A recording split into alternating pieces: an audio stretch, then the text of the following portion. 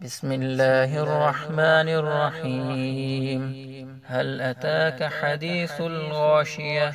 وجوه يومئذ خاشعة عاملة ناصبة تصلى نارا حامية تسقى من عين آنية ليس لهم طعام إلا من ضريع لا يسمن ولا يغني من جوع.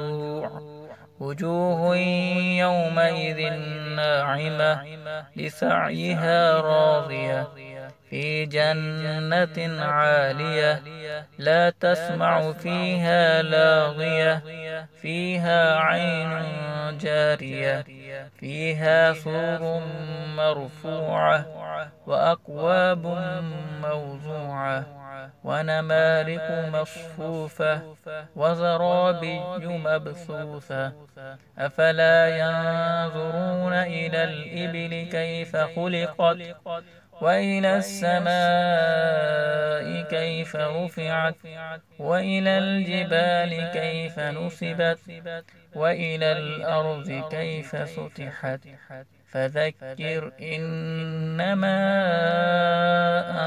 أنت مذكر لست عليهم بمسيطر إلا من تولى وكفر فيعذبه الله العذاب الأكبر إن إلينا إيابهم ثم إن علينا حسابهم.